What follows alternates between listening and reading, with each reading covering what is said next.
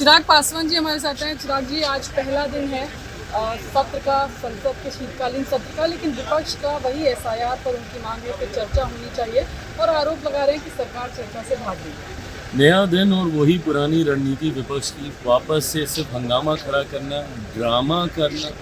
जिस उद्देश्य से आप यहाँ पर आए हैं, आपके क्षेत्र की जनता ने आपको जिताकर भेजा है, उसको आप पूरा नहीं कर रहे और सिर्फ संवादहीनता का माहौल पैदा करना। मैं मानता हूँ कि बड़ी से बड़ी समस्या का समाधान आप संवाद के माध्यम से कर सकते हैं, बट जिस तरीके से एक संवादहीनता का माहौल विपक्ष के द्वारा यहाँ पे खड़ा किया जा रहा है, और बैक टू बैक आपने मानसून सत्र भी देखा, वॉश आउट कर दिया, जबकि इसके दौरान बिहार जैसे राज्य में चुनाव होंगे और मेरे राज्य की जनता ने एक स्पष्ट जनादेश आपको दे दिया है कि भैया अब आपको, विपक्ष को, देश की जनता आप पे विश्वास नहीं रखती है। और यही कारण है कि देश की जनता आप पे विश्वास नहीं रखती। क्यों? क्योंकि आप अपनी बातों को, अपने सांसदों तक को मौका नहीं देते अपनी बातों को रखने का।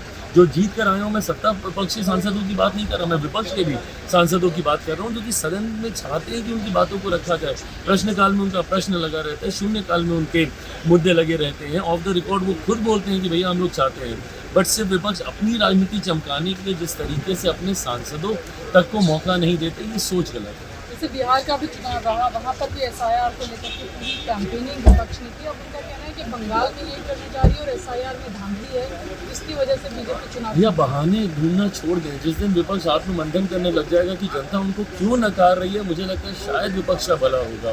बट अगर ये डिनाइल में ही जीते रहेंगे और उनको लगेगा कि दूसरे की गलती है और ये ठीक है, तो कभी विपक्ष का रिवाइवल नहीं होने वाला है। यही कारण है कि विपक्ष आज की तारीख में सिमटता जाता है। चिराग पासवान साफ तौर पर एसआईआर के लिए